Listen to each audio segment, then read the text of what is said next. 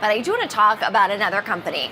Industrial AI firm IFS hosted its Industrial Unleashed event on Thursday, bringing together some of the world's top industrial and technology leaders to shape how the industry is redefining the mission-critical landscape. Prior to the event, Ashley sat down with IFS CEO Mark Moffett, who laid out his expectations and what it means for the firm. Let's take a look. This event is effectively presenting a showcase of what IFS is all about, bringing industrial AI, and I say deliberately industrial AI, applied to the customers and industries we serve.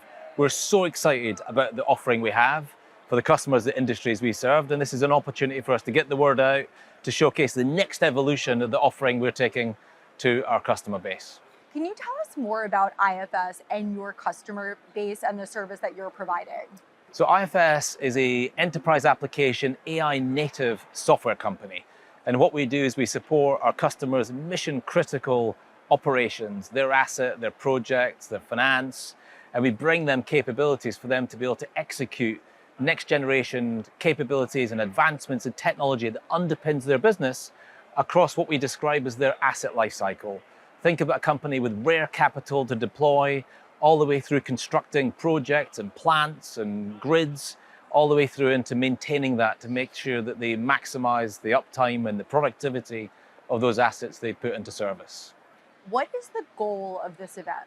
We're bringing together our most strategic partnerships, our most strategic customers, our investors, industry commentators and analysts to effectively show what's coming next.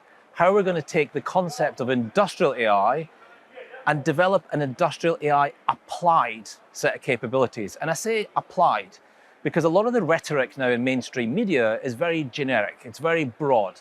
And everyone knows intuitively that AI is going to make a massive difference to business as we know it today. But it's the application of the AI into day-to-day operations in companies that's been missing today. And we've got the tools to enable our customers to be able to do that.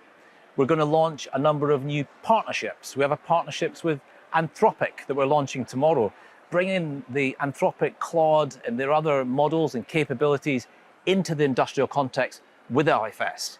IFS has spent 40 years perfecting and understanding how our customers run their operations. IFS and Anthropic together will make a new market. We're also announcing a partnership with Boston Dynamics. Boston Dynamics have got prolific robotic capability.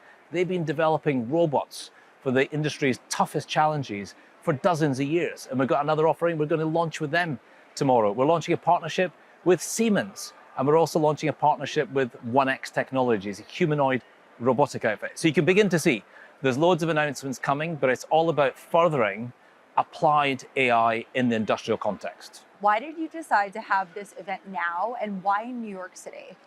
There is so much happening right now in AI, and we felt that this is an appropriate moment with all of the experience that we've had to date in developing native AI capabilities for our customers to tell the world about it and to make sure everyone understands how we at IFS are moving the needle. Because I believe, actually, we're one of the few companies who can orchestrate this range of capabilities for our customers in ways that they can consume practically. Our ability to understand the industries we serve, the workflows, the processes, the operations that are true in utilities and manufacturing, in telecommunications, in aerospace, in defense, working with robotics organizations, frontier models, infrastructure, data companies, and consulting firms that can bring all that together to make the real difference for our customers on a day-to-day basis. I'll give you an example. Like, imagine a technician 200 feet up a tower in Indiana in February, fixing some national infrastructure because the power has gone down.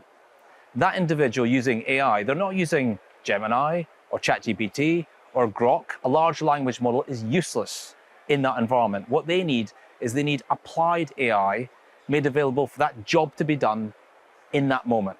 So that's an example of bringing together all those capabilities. And we want to launch that. We want to showcase to the world how we're making a difference for our customers. So you've described industrial AI as expanding the workforce, Yes. not replacing it. Can you explain what you mean by that?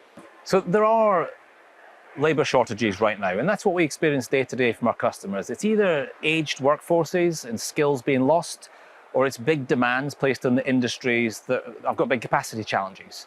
Build out of infrastructure, of power generation, of energy grids, supply chains driving manufacturing more into the Western economies, the reindustrialization of Western economies. There is not enough labor to go around.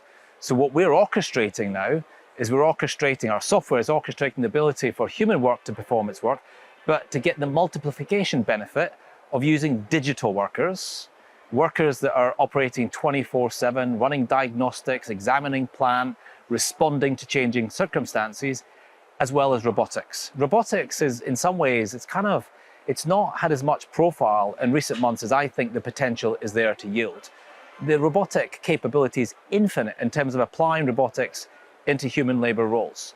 So I think the ability for a company who's got 300 workers today with big capacity challenges, with digital workers and robotics, they could get a 10x uplift on the performance of those 300 workers. Those 300 workers are still critically relevant, but they can be augmented and they can develop extra capacity by the use of AI and robotics. All right, thanks again to Mark Moffat and Ashley Masternardi for that interview. And stay with us because